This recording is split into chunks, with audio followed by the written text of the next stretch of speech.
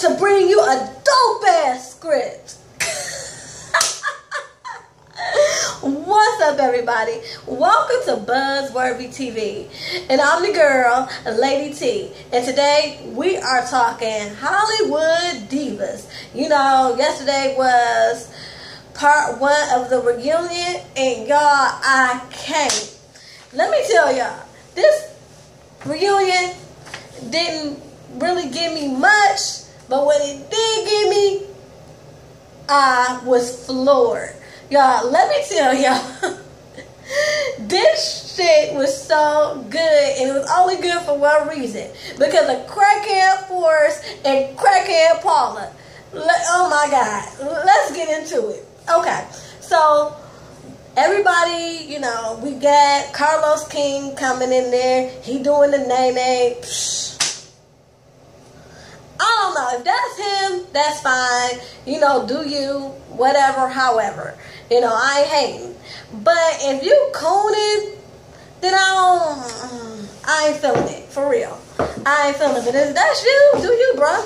So anyway, he comes in there doing the nay-nay or whatever, and he brings out the girls. Now, all the girls look, how do I say this? They look good. And I'm going to say they look good because they looked 1,000 times better than what they look on the show. It seems like Candy gave everybody extra $20. You know what I'm saying? And so everybody looked basically good.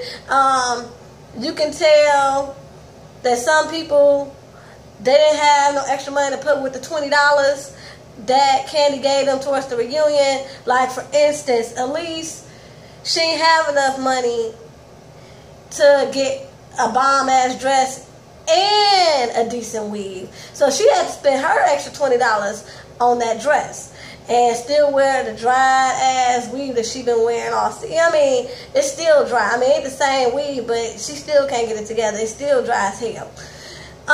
Let's see. Golden, she spent the little $20 on some hair. I guess she got tired of everybody talking about her hair and shit. So she spent her little extra $20 on some hair. Everybody else, it seemed like they saved up for the reunion just to come out here halfway decent. So I don't really got nothing else to say about that.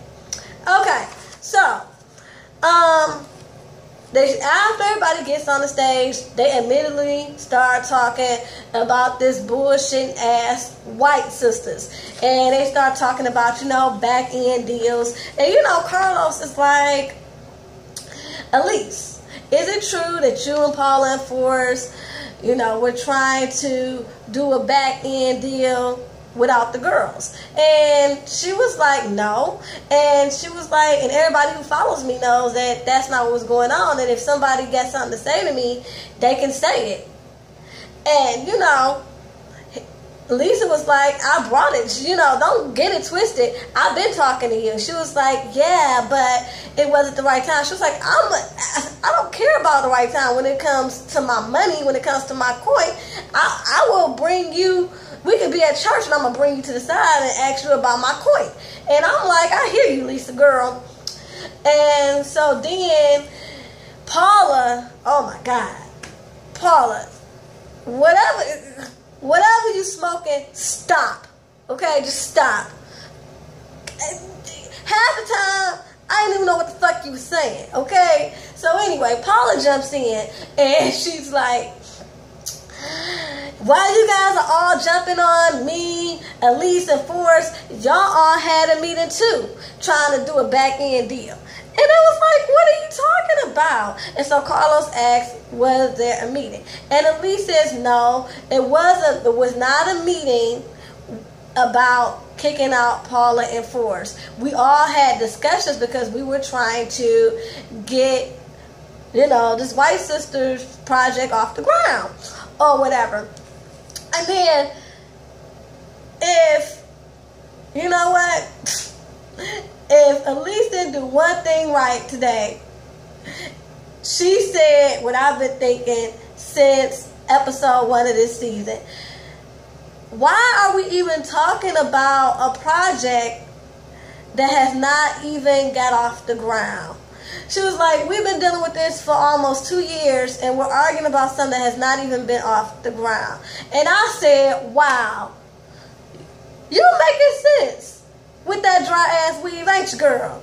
Because I've been saying that all along. Like, I was driving me crazy with this freaking white sisters. Like, it ain't even gonna, like I keep telling you, I ain't even gonna make it to YouTube. You ain't even gonna get no advertising coins for that. So, stop. You can't even monetize that shit, okay?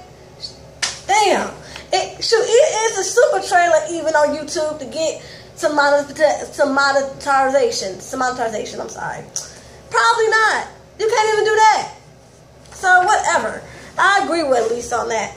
So anyway, then they start talking about Countess's selfie party. And, you know, the fact that Elise was saying that Countess didn't look no different. And Golden was like, well, when I came to you, Elise, and we talked about Countess and all that, it wasn't like it was a whole shade fest. Like, Golden explained that the reason why it even came up is because she had previously asked Elise about, you know, the party, and Elise was kind of like, you know, she's getting there and stuff like that, and basically did say she hadn't made a change. And like Golden said, but when I saw her, since I didn't come to her selfie party, when I saw her, she did look different to me. So I was like, oh my God, you know, she was so shocked. So of course she had to be like, wow, you look great, and I was under the impression that you didn't make any changes, but you look fabulous. You know, it was just really like shock and just trying to give Countess props. She wasn't really trying to throw Elise under the bus. And Elise is like, my whole thing is, I said a whole lot before then. I was saying that I loved her before she had surgery, after she had surgery. So it doesn't matter to me how she looks. That's not important to me because I love her. I love what's in the inside. And she was like, I'm just mad that that's the only little thing that everybody was harping on. And I'm like, at least that's because you always trying to throw shade in your own little way. And anybody who has went through that and had, you know, that surgery and all that, it will feel some type of way when you be like, oh, you had lipo? I can't tell. No matter whatever you say behind it, that's what they're going to hear. So you can miss me with that. So anyway, then they start talking about the Tom Joyner cruise. And they bring out Shar Jackson. And, you know, Carlos, being a messy boots, he asked Shar, like, so, you put on an acting seminar and you left Lisa off the flyer. And she was like, yeah, I did. And she was like, but that's because I didn't know her work. And I just went with my gut. And she was like, and I apologize for that because, that was wrong. And then she said, you know, actually, throughout the cruise, she really got to know Lisa and really got to love her out of all the girls.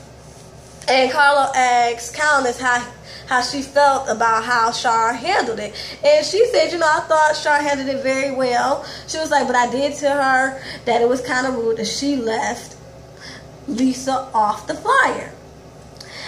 And so then we move on to Camila from the Shade Room. She asked about, you know, the whole plastic surgery thing. She said, you know, Paula, everyone's basically talking about how Countess had this lipo, but I heard that you had butt injections back in the day. Like, you were the first one to get butt injections, and how do you feel about that, and do you have any regrets?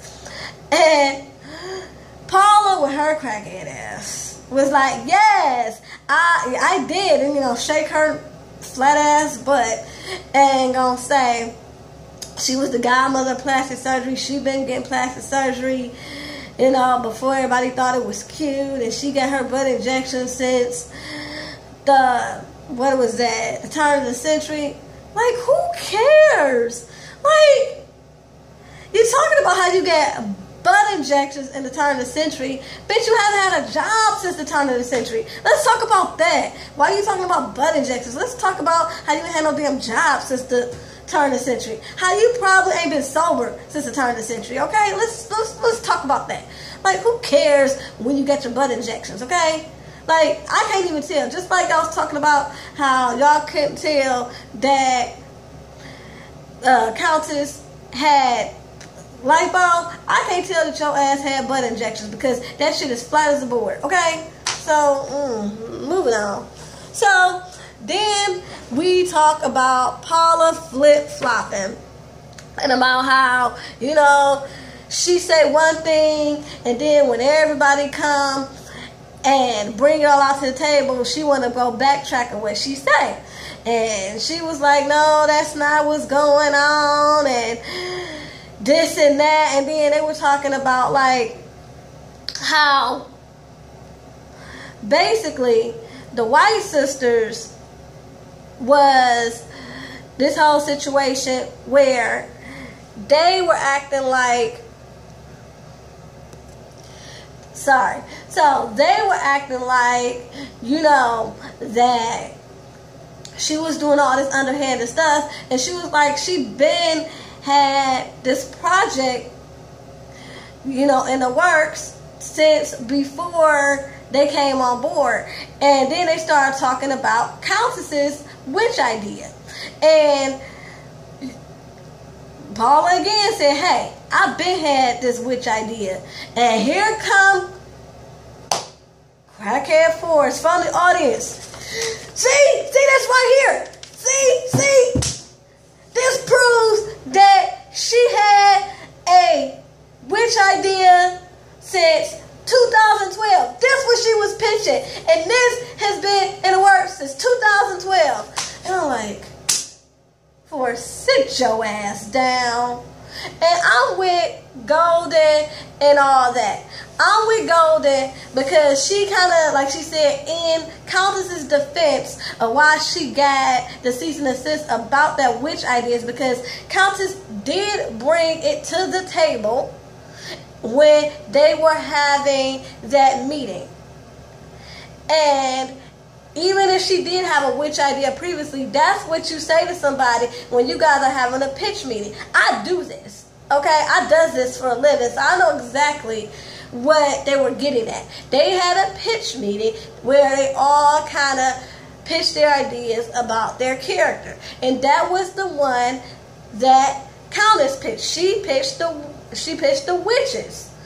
And whether Paula had the idea or not, like Golden said, that was the time when you should have brought it up and said, well, you know, I had something similar like that in mind too. So she don't feel like you trying to stab behind her back. That's why Countess was like, no, I don't trust her. When Carlos asked her, does she trust her? She was like, no. She was like, matter of fact, I watch everything I say about around her. Even right now, I got to watch what I say because she'll copy it and say it's her idea. And I'm like, go ahead, Countess, because you can't trust nothing that come out of her or Forrest's mouth. They too busy trying to get their next hit, okay?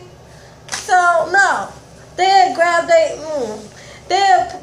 anything they can get their hands on to make some money, like I said, to get their next hit. That's why they can't get out that raggedy ass house.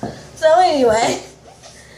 After that, they bring out Forrest and Rashawn so they can continue to talk about this non-existent project, the White Sisters. And what I noticed is, it's so funny that basically after Elise has said, why are we still talking about project that hasn't even left ground zero, she really ain't said shit else after that. Like, she's been virtually quiet after she said that. I guess she was like, I'm tired of talking about this shit. Girl, I am too. Like, y'all ran me through the mud so much, I had to take a break from reviewing this shit because I was tired of talking about the White Sisters. So anyway, they bring Rashad and Forrest out. And basically, you know, Forrest and Paula are talking about how the girls didn't bring nothing to the table. Nobody but Golden brought nothing to the table. He wrote it. They had already had a script already done, and they just brought them in. And I'm like, well, explain what the fuck we seen on camera. Now, I know this ain't real. It's reality. I get that. But if that's not how it went down, here's the time to speak up. Because for what I seen was, y'all done had shit going on. Y'all started from square one. From the time Paula drug her whining ass to talk to Elise, talking about she was homeless and living in a Motel 3, not even a Motel 6. That she was homeless and she wanted to put together this project to them all coming together, having this pitch meeting or whatever. And they all talk about first about the premise. That's how we came up with Countess with the whole the witch project or whatever. And then some other people had some other ideas. And then once they honed that down, then once, like Paula said, once she talked to the guy, and the guy said, you got to spoon feed black people the supernatural because they don't really be feeling, the supernatural because we are known to be a faith-based culture. They came back, and she was like, it's not going to be 3 witches, but it's going to be the sisters or whatever. And even with that, they all still had to come back together to talk about their character and what they wanted. Like not Paula, Golden. She was saying, hey, my character's schizophrenic. She's not a drug addict. She's a schizophrenic. My girl, Countess, she came up with the idea that she was going to be with a football player and all this other stuff. Like, they were all collaborating and putting their own spin on their own characters. So they were very much involved in the creative process, so you can't take that away from them. At least that's what we've seen on camera, and if that's not the way it went, like I said, speak now, forever hold your peace. Okay?